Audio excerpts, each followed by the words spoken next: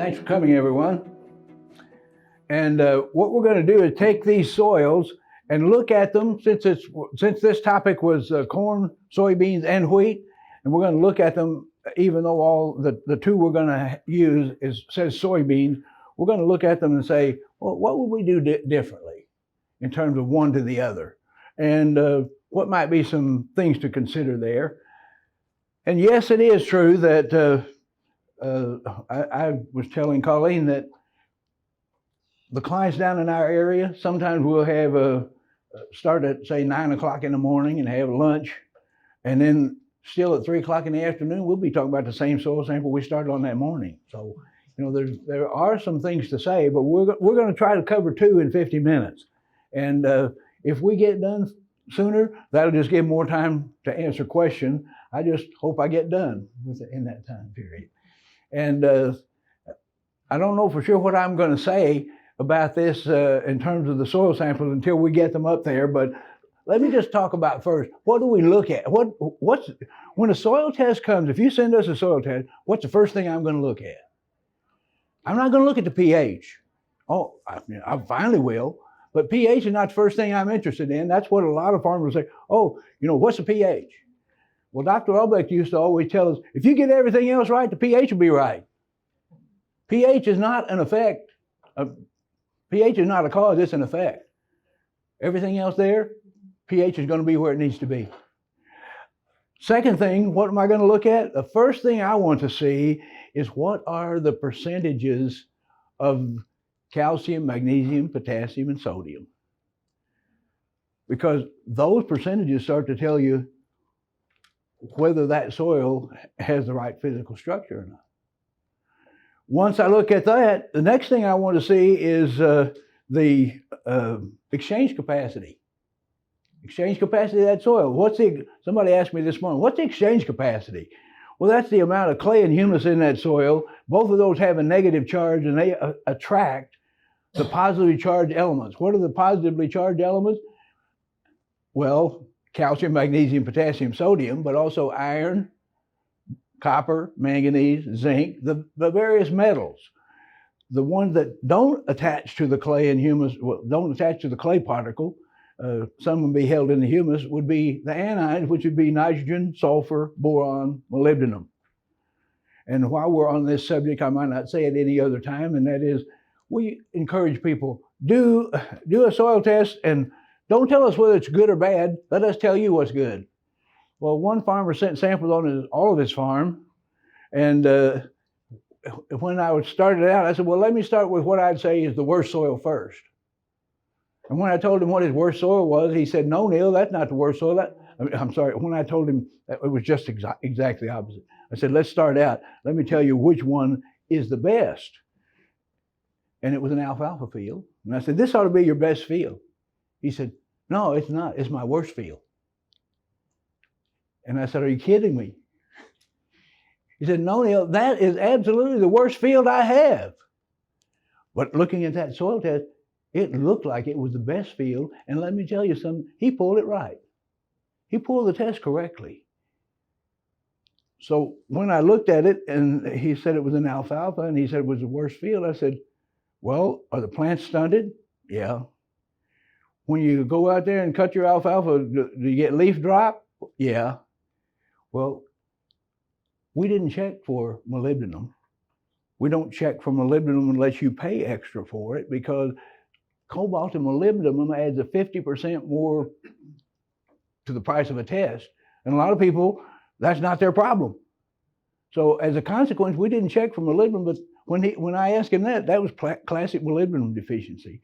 Well, guess what? When we checked the molybdenum, just the lack of molybdenum made that the worst soil on his farm. Sometimes you think, well, these things can't make that much difference. Get everything else right. If one thing is bad enough, it can still cause that problem. The fellow that I showed this morning, Tim Reinbott, he actually did experiments, and he said, look, we experimented to the point that we took the Albrecht program and did everything, and then we had other randomized replicated plots where we just left off one micronutrient. And he said, in every case, the yield went down. In every case, he said, if you just leave off one thing that you need, it's going to affect your yields. He also pointed out, because they don't just, I didn't tell you this morning, they're not just doing to see how many bushels that can be made, they're also measuring feed quality.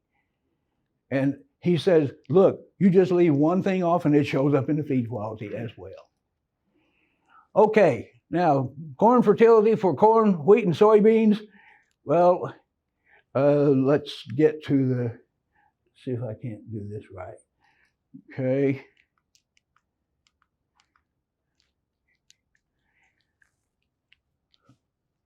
We'll start with this one. This is a soybean field, and they give me a hint here. They're good to me. 1W, high yield. HIYLD, I figure that means high yield, and it really did. In terms of what I said we'd look at first is the base saturation percentages. Are we in line? Well, the calcium's a little bit high. Magnesium is also high.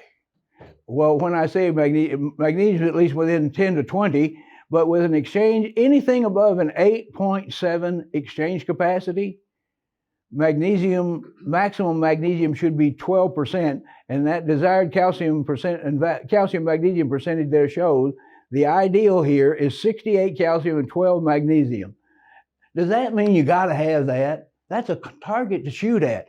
If you've got 65% calcium to 70% calcium and 10 to 12% magnesium, I'd say you're not going to be able to tell the difference in terms of, say, I like this field better than this field. There might be some situation, but everything else being equal, the 68-12, it doesn't mean you got to have 12. What we'll tell you is on these soils, what we're saying is the maximum magnesium should be 12%.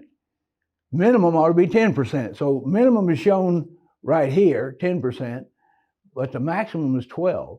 In terms of the calcium, it's exactly the opposite. And that is the calcium level that we'd like to see is 68%, but if it gets up to 70%, you're not 70% calcium and 68% calcium, basically you're going to see one just as good as the other. And if you get to 70 or if you get to 67 or 66, don't say, well, it's going to make so much more difference if I get one more point or something. That's just a target to shoot at. Calcium between 65 and 70 works fine, but the magnesium is the important one, and especially if you're going legumes.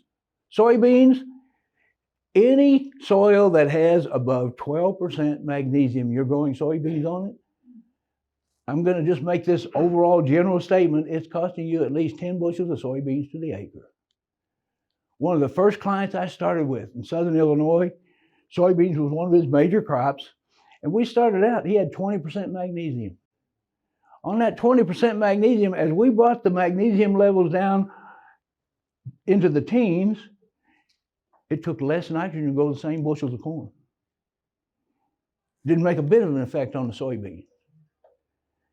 As we brought that down into the low teens, and it took about 3 years to do this, going from 20 down into, say, 17. Next year was 15.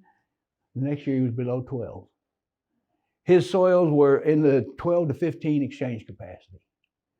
So those it took less and less nitrogen as that magnesium dropped, but the soybean yield didn't change at all. And that's what we were looking at was, what do we do to get that magnesium down? Because he was supplying everything else he needed. The year that magnesium went below 12, his soybean yields went up by 10 bushels. Didn't change the fertilizer program. But the other thing was he also raised red clover for seed. And in that area, which was southwestern Illinois, over by Kankakee Island, down and then south of there. And a number of farmers raised red clover seed. And they said 2 bushel to the acre, they considered an excellent yield. The year that magnesium dropped below 12, his red clover seed doubled. It went to 4 bushel per acre. His fertilizer program didn't change. His magnesium level changed. Legumes are the most sensitive crop. Any legume, whether it's soybeans or anything else, are the most sensitive crop to having 10 to 12% magnesium. And if you start saying, well, maybe can we get it down to the low teens or the high teens or the low teens and increase the level? It didn't do anything until we got that magnesium below 12. With corn, if CEC is below 5, then what should your magnesium be? With a CEC below 5, actually, you have to calculate it. And that is, well, now here's, if it's below 5, I'm going to tell you how, because if it's 5 or 4, if it's 5, the answer is different than if it's 4.9, which is different than if it's 4.8. And the calculation here is this. We need, in terms of a 5 exchange, take that, let's say it's exactly 5.0. Take that 5.0 times 240. That's the milliequivalents of magnesium, so we can convert it from atomic weight to pounds. So you take the exchange capacity, whatever it is, but as long as it's below 5.2, we're going to say this is the formula that you need to use until you get down to 4.12. Sands are the hardest to figure. So there are several different programs that you have to use in order to calculate how much calcium and magnesium you need. But at a 5 exchange, 5 times 240 times 20%, or times 20 divided by 100. And that will tell you how many pounds of magnesium you should have. Now, if it's a 4.8 exchange, then you take the 4.8 times 240 times 200 divided by, times 20 divided by 100. Now, when we're talking about soybeans and so forth here, notice that the pH is 7.3. Why is that pH 7.3? Because we have too much calcium and too much magnesium. If you get that calcium and magnesium down to 68.12, the pH there is going to be down about 6.3 or 6.4. That's what's making the pH high, because we have too much of something. Dr. Albrecht used to always say, if your pH is above 6.5, you got too much of something.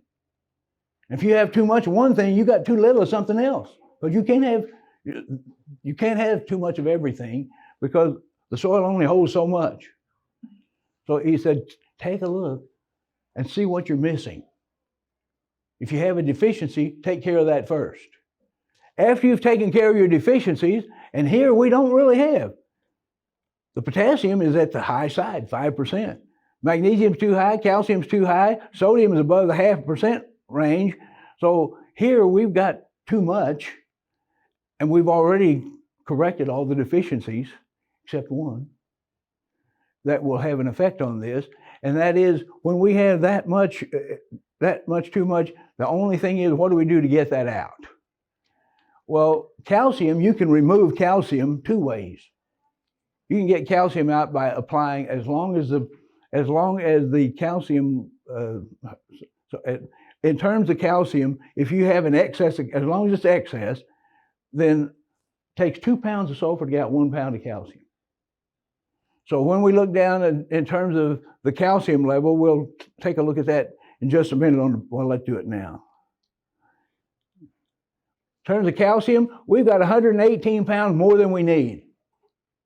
If you want to get rid of that excess, you take that 118 times 2, and that tells you how many pounds of sulfur it'll take to get that out of there, in addition to what it takes to grow your crop. Most farmers don't get there because they say, by the time you tell them what they need to grow a good crop, they say, that's more than my fertilizer budget will stay in. But once a farmer gets to the point where he can see what differences it makes, we have clients who will say, I want to get rid of that magnesium. Well, the first thing you do is you figure, well, we've got too much calcium by 118 pounds, so that times 2. Now, the magnesium is a different situation here, and that is the desired value shows us 250. Let's see, is this the same one, or is this the bottom of the second test? All right, so this is the top of the first test because it's a 1094. And let's just go up here and take a look at something. Okay, the bottom of this test. All right, here, this is I was looking at the second test there, not the first one. The high yield, when we start looking at the sulfur, the calcium, we've got 199 pounds too much. Take that times 2, that says we're going to need about 400 pounds of sulfur to get rid of the excess calcium. But then you look down at the magnesium, we got 142 pounds too much. You take that times 2, and that tells you how many pounds of sulfur you'll need to get that out. So roughly, we've got 700 pounds of sulfur it would take to get rid of that calcium magnesium. Now, believe it or not, we have lots of clients that have this kind of situation. And the first thing we tell them is, it is not economical to go and buy all that sulfur and try to drive that out all at once. I had one client started with us in 1980, and he said, I already got soils that have the right calcium magnesium levels because we'd measured them, and he saw what difference the production was there versus what it was where he had too much. And he said, I want to get rid of all that magnesium. When we sat down and calculated what it was going to cost, I said, you can't make enough yield to make up that difference. So it's one of two things. Either you spend money and think, well, we're going to get back in years to come. He didn't like that idea. And I said, otherwise, what we do is emphasize as much sulfur and sulfates as your budget can stand. And if we can use a sulfate fertilizer, we'll use a sulfate fertilizer, and as much sulfur as the budget will allow, we'll put that sulfur in there. And as long as we put on more sulfur than what it takes to grow the crop, we're going to take out some magnesium.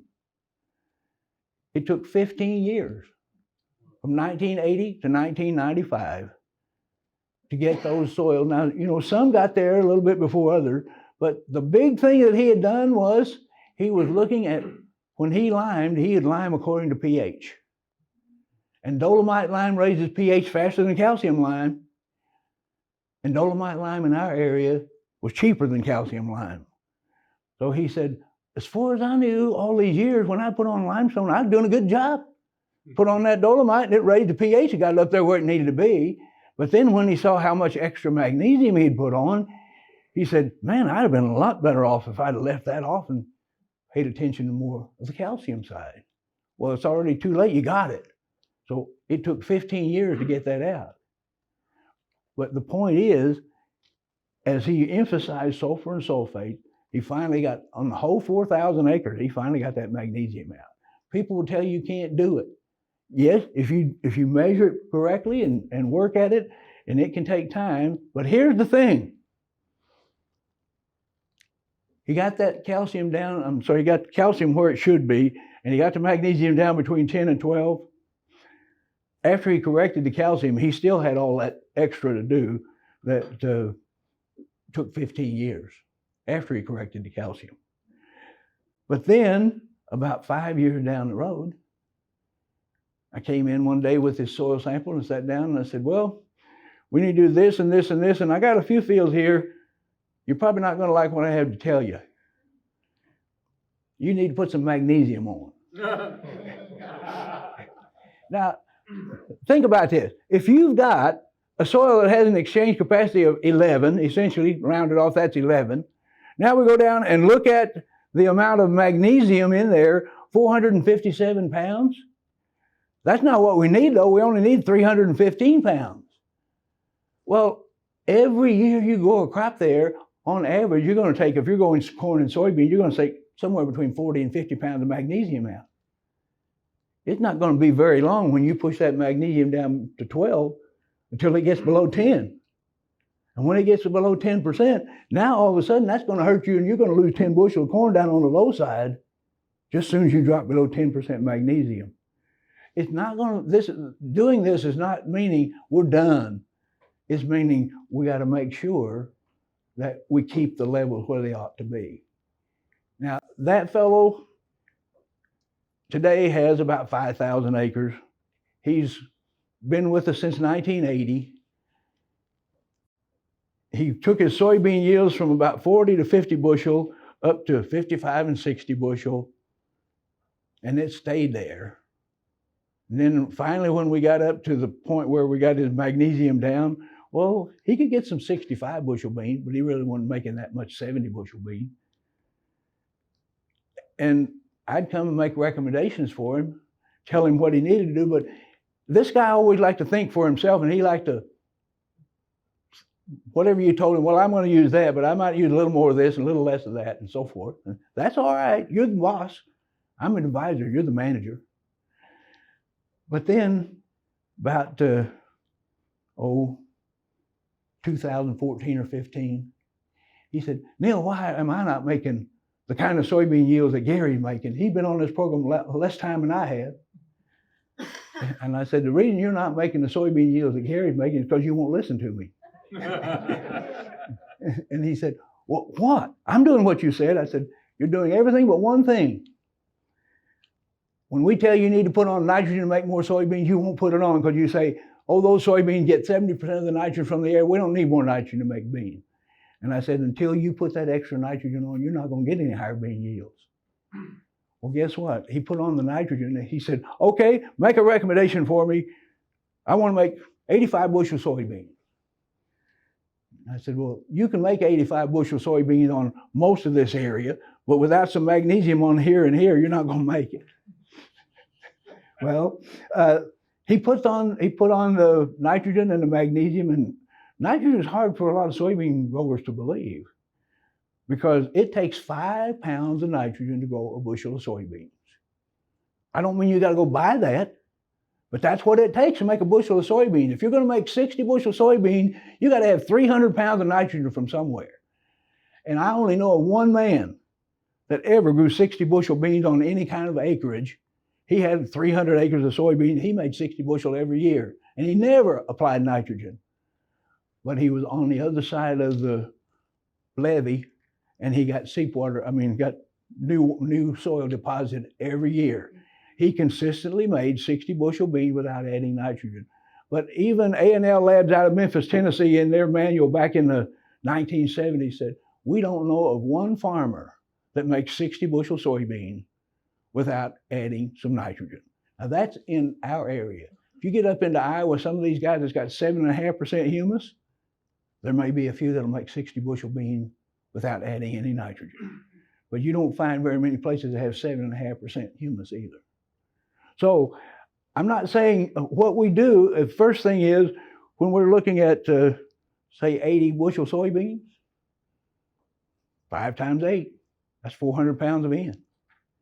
Now, the old rule of thumb is 70% of the nitrogen, legume gets 70% of the nitrogen from the air. That being true, when legume gets 70% of the nitrogen from the air, okay, we got 30% that has to come from somewhere else. If we need 400 pounds of N to grow 80 bushel beans, 30% of that, 240 pounds of N, if I'm not figuring it wrong. You know, as far as the 30% of 400, I am figuring it wrong. That's bad when you stand up in front of somebody without a calculator and can't calculate. But anyhow, 400 pounds, what is 30% of 400 pounds? 120, right? Okay, so 120 pounds of N from somewhere else. After the beans have gotten what they can take out of the air, we need another 120 pounds. If you got 5% humus, that gives you 100 pounds. Now you only have to come up with another 20 pounds. Only thing is, this is not a published study, but there were 14 scientists that were hired by one of the big chemical companies. And I don't know if I can tell you who they are because I don't know if I'm supposed to have what I have. But anyhow, one of the microbiologists that was doing the work, we were working together on some other projects, and he said, here, Neal, I'll give you a copy of this soybean study. And their soybean study was how do you increase soybean yields by getting more nitrogen into a soybean plant after it goes from the vegetative to the regenerative stage. And they found out if you could increase the amount of nitrogen in the bean after it starts goes out of the vegetative stage. Now they were using the determinate beans, 72-day beans. But he said, if you can if you can, they wanted to find out what do we do to get that nitrogen up, because the more nitrogen we can get in there, the higher the yield is. How did they find out? By taking a hypodermic needle and injecting nitrogen into the plants. That's how they found it out. But they said, how can we do that? How can we get that to work for a farmer so it's economical enough to sell? That's what these guys' job was. They were hired to do that. And he said, in the process, we found out something really interesting. He said, in an excellent year, soybeans get 70% of the nitrogen from the air. But he said, in an average year, they only get 50% of the nitrogen from the air. And he said, under adverse conditions, they only get 25% of their nitrogen from the air. They didn't define what adverse conditions were, but they did say that conditions got bad enough, you could only get 25%. Well, if we're talking an average year and we need 50% of nitrogen, that means if we add 30% and we get a real good year, we're going to get the right response. But if we add 30% and we get an average year, we're not going to get as much of a response. Now, we err on the side of under recommending nitrogen, so we always figure you're going to get 70% from the air, and then you put on the rest. Well, we made the recommendation for him to put on nitrogen, and he didn't have 5% humus. He had like 2.5. So by the time he put on the nitrogen that he needed to get to 85 bushel soybeans, well, he didn't make it that year. He only made 82. But, you know, as far as that goes, that was real close. And did we have ideal conditions? No. But the next year, he said it was like the perfect storm. He said everything was just right. And he said, for me, when everything's just right, that means we don't get rain in the wrong time because we irrigate the irrigating and so forth. So he said, we irrigate, but if we get rain at the wrong time, then we got too much water or whatever. He said, this year it worked out just right. On 4,000 acres of beans, he averaged 94 bushels to the acre. And now this is, that guy's been in the program since 1980. He's the only one in that area that's still alive that actually got rid of his magnesium. And every client that's in the area that knows what he's doing knows he raises a lot better soybean than everybody else. But when they see what it takes when you got to get rid of that, and they got that same high magnesium he had, and it's going to take 15 years to get it out, well, most people get discouraged about that. Well, that client's probably like me. Maybe he should have retired a long time ago, but we just keep sticking in there because it's fun. So in terms of this high yield soybean, well, when we look at this, the potential on there is such that we'd say, all right, what do you look at in terms of yield potential? And with a 17% magnesium and 72% calcium, whatever you can get out of there right now, if you can get that magnesium down to 12, it's going to add another 10 bushels. That's all. It's limiting you by 10 bushel just by, if everything else was there and done properly, we're still not going to make that last 10 bushel. That soil would have the potential once we get that down. It affects other crops as well. In terms of corn, if we've got 17% magnesium and a good calcium level, well, let's back up. Let's say you want to make 200 bushel corn. In this particular case, when we look at that, let's say we look at this and it's a corn soybean, and I haven't asked what the yield needs to be or what the proven yield is. Normally, before we make nitrogen recommendation, we'll ask for a proven yield. But in terms of corn, and since we're on the subject of magnesium, what difference does magnesium make in corn? The biggest thing that I see, first of all, in terms of the crop itself, is how much nitrogen it takes to grow a bushel of corn. If we're looking at this field and say, okay, what does it take to grow 200 bushel of corn? If that calcium, we got enough calcium, and 72 is not really a detriment in terms of calcium, but that magnesium is actually affecting what it'll take for nitrogen. If that magnesium were between 10 and 12, we'd say it takes 1 pound of N to grow 1 bushel of corn. So 200 bushel of corn, 200 pounds of N from somewhere. Not that you got to go buy it, because look right here, what we've got 80 pounds of nitrogen coming from that 3% humus content. So now you take that 200, if that was 10 to 12%, take 80 off that, that's 120 pounds of N to make 200 bushel corn. Most people won't believe that that's true, but we're not even done yet. And that is the next thing is, if it's corn and soybean, what was the soybean yield last year? Whatever that was, take it times 0.75, 3/4 of a pound of N per bushel of bean. If you figure a pound on our test, it doesn't work out right. We figure 3/4 of a pound. So we take that off as well. Let's say that this was 60 bushel beans. Well, that means 45 pounds of N can come off that. Now we got another 45 from that 120. We're down to 75 pounds of N to make 200 bushel corn. In the 1980s, I had a guy in south central Iowa. He won a corn yield test every year, and when he'd tell them what he did, they'd say, "You're lying. You can't raise 200 bushel corn like that," because he made 60 bushel beans, and he had calcium between 65 and 70, and magnesium between 10 and 12. And he said, "I can make 200 to 220 bushel corn with 60 pounds of N." He could do it because he had enough nitrogen from his soybeans and from his humus to be able to do that.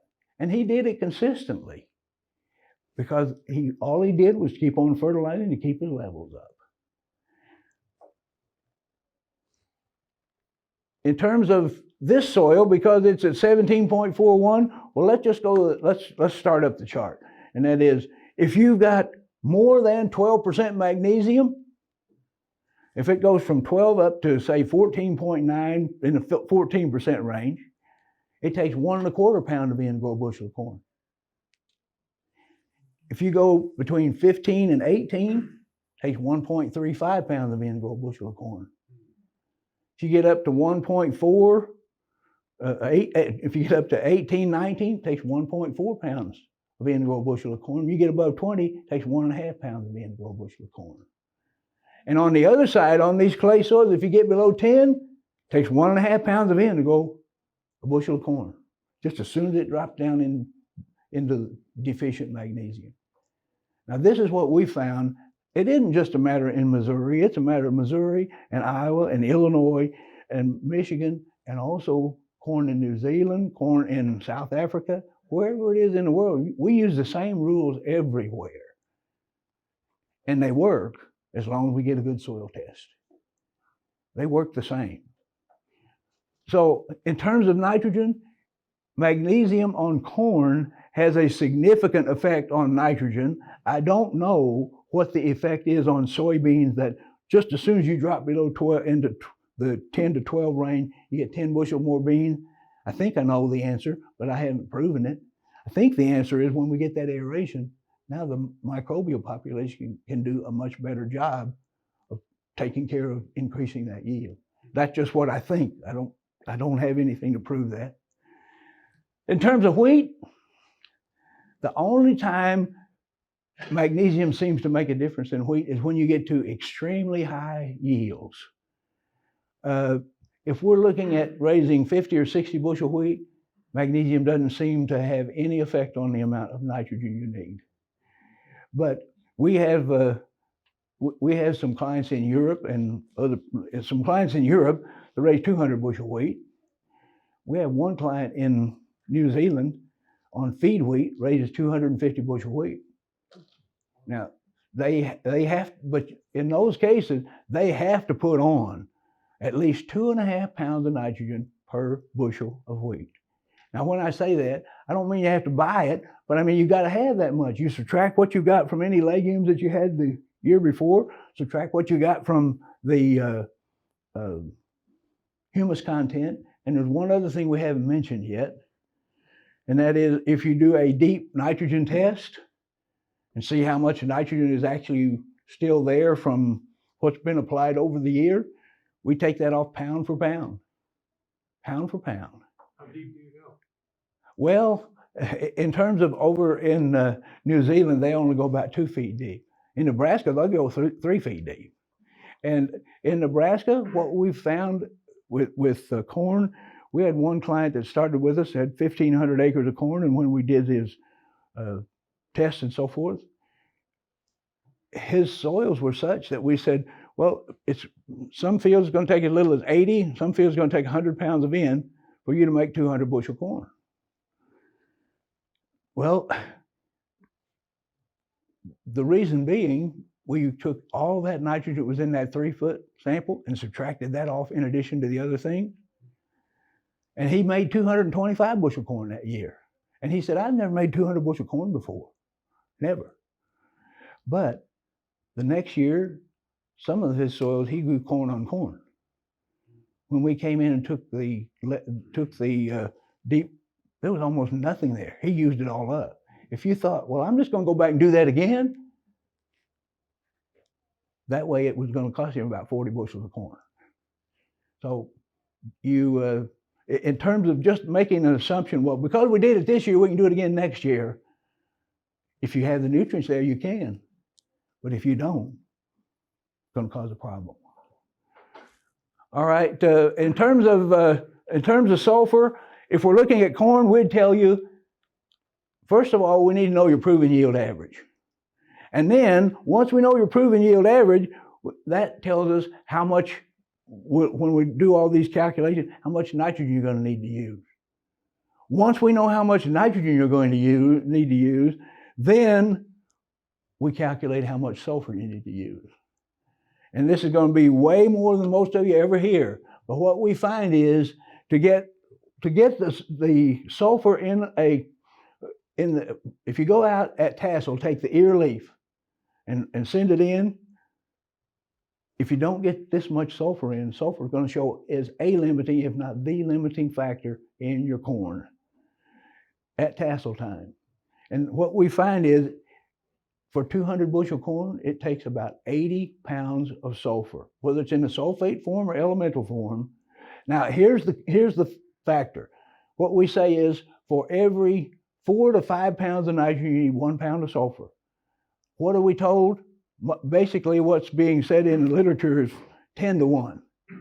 10 to 1, you're too short on sulfur. You put that on there and go out there and take a sample of the ear leaf and just see if you don't show sulfur as a limiting factor. And many times it is absolutely the limiting factor in terms of what can be done. Well, we haven't covered much yet. I'm sorry. And Neal, is the sulfur thing because they cleared the air and you don't get sulfur from rainfall anymore like you used to? That's part of it. The other part is all the materials that used to have, like O20O had sulfur in it. And many of the pesticides had sulfur in it.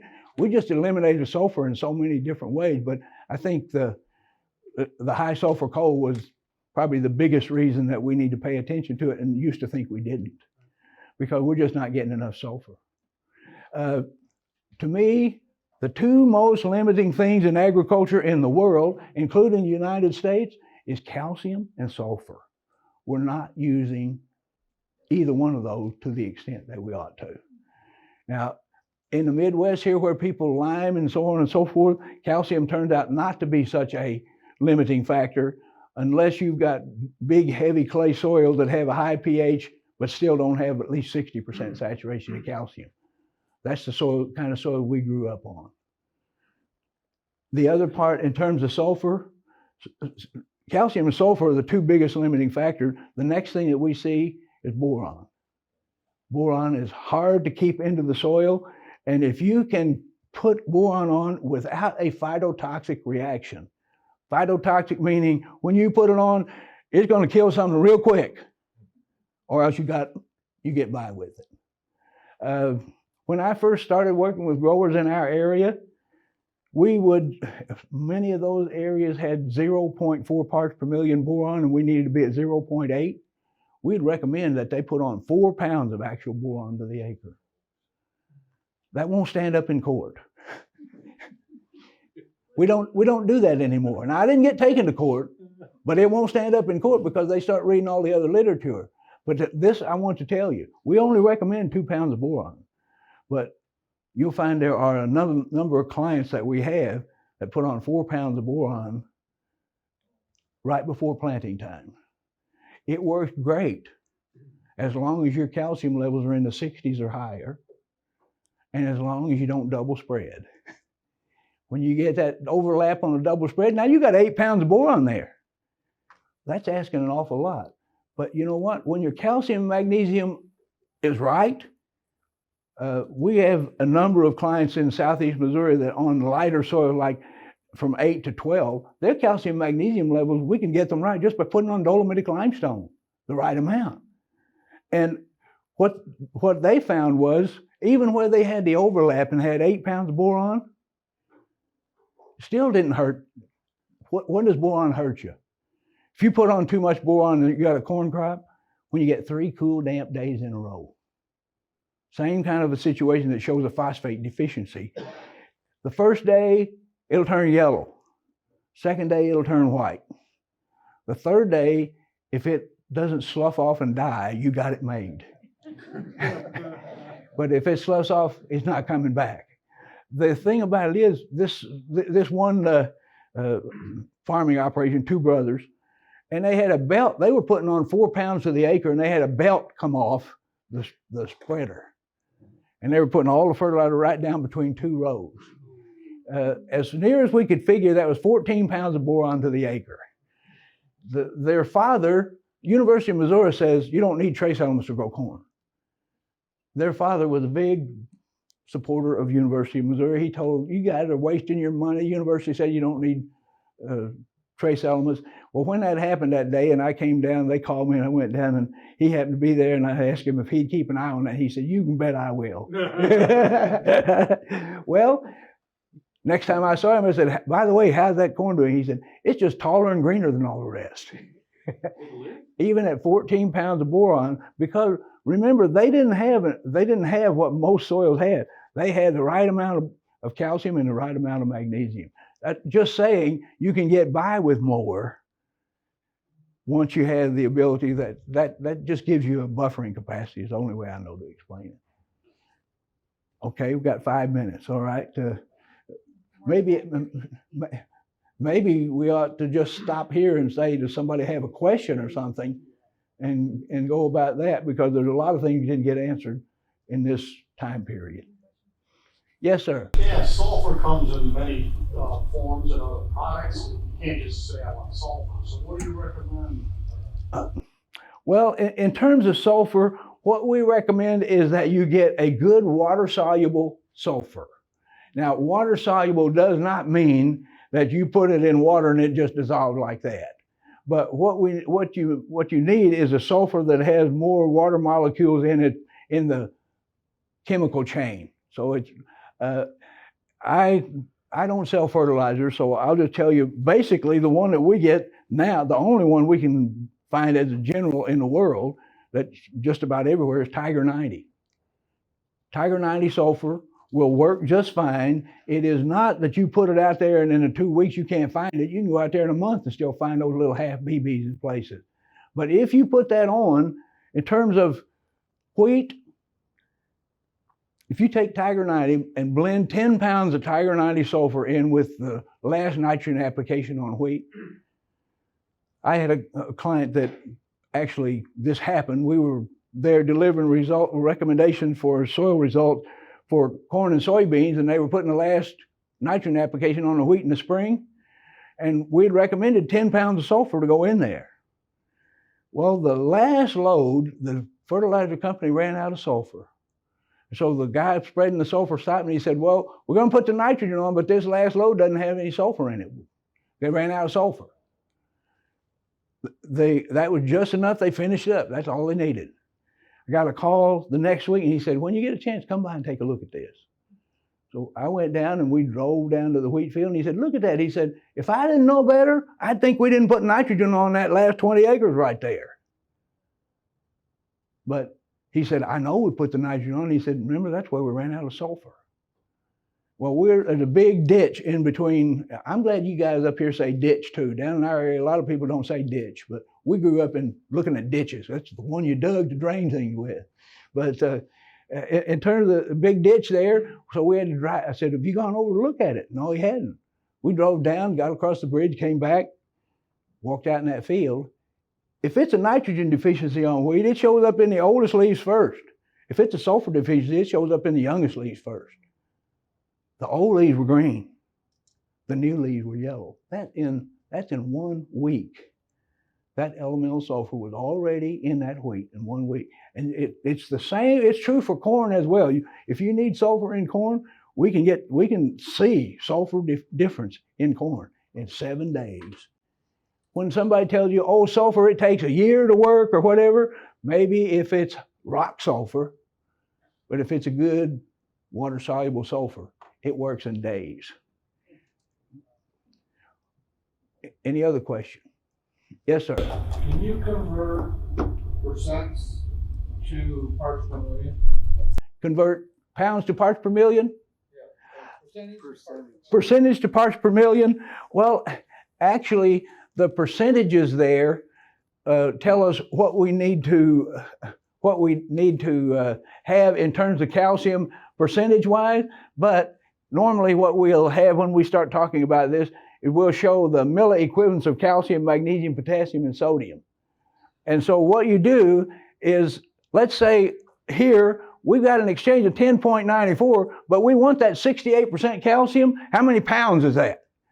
Well, you take 10.94 times 400, which is the atomic weight of calcium in milliequivalents. That's what lets you convert it from an element to pounds per acre. So you take that 1094 times 400 and take that times the percent you want, which would be 68%. So 1094 times 400 times 68 divided by 100, that converts it to pounds per acre. Once you get to pounds per acre, you divide that by 2, and that's parts per million. So in terms of each one of those, for magnesium, take 10.94 times 240, which is milliequivalents of magnesium, and take that times 12%, divide by 100, that converts it from percent to pounds, and then you divide that by 2, and that gives you parts per million. Because an acre of soil, 6 3/4 inches deep, is considered to weigh 2 million pounds. And so when you take an acre, if we need so many pounds per acre, we take those pounds and divide it by 2, and that gets us to parts per million. To use percentage to go, that's the only way I know to do it. If you're doing potassium, it's exchange capacity times 780 times the percent potassium you want, divide by 100, and then divide by 2. Sodium is 460. So the only difference is the milliequivalents of each one of those. Question in the back? Is there a reference material we can get that would tell us how to do these calculations, or that would tell us the ratios or the pounds, etc.? I don't know that you could get all of it, but there are references that there is a book that you can get that explains how to calculate exchange capacity, and that explains how to calculate these percentages and so forth. It's it actually is come in 2 names, and let me think about it a minute to see if I can. It's actually published by the same publisher that publishes Hands-On Agronomy, and it's called the Acres. I'm having one of those senior moments. It had 2 different. It came out under one name, and then sorry if you send me I will move this down to the bottom.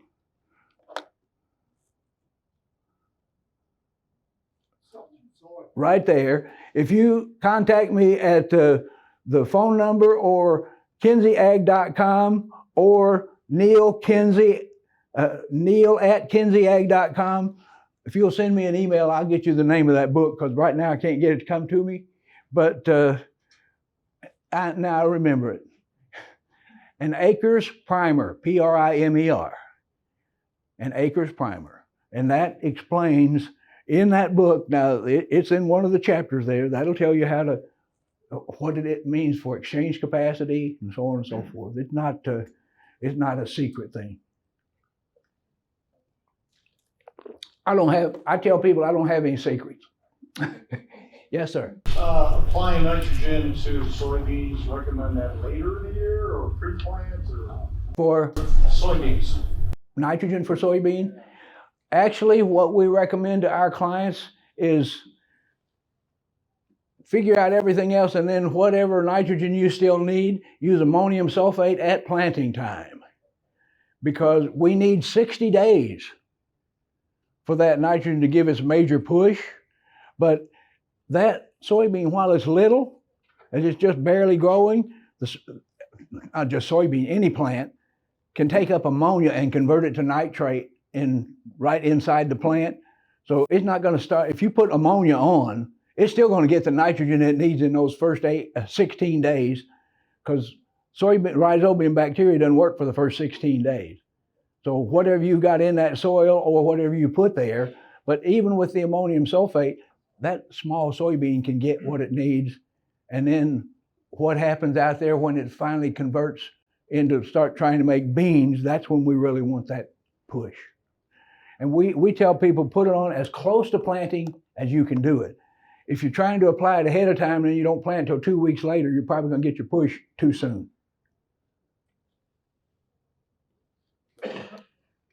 Looks like everybody's ready to go home.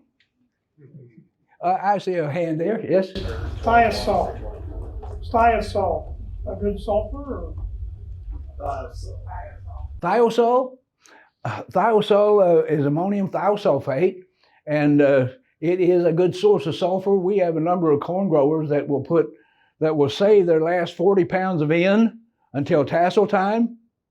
And then at tassel, they'll put 10 pounds through as they go around on a pivot. Then a week later, another 10, a week later, another 10, a week later, another 10. And they say for every one of those we do, we make another 10 bushels of corn.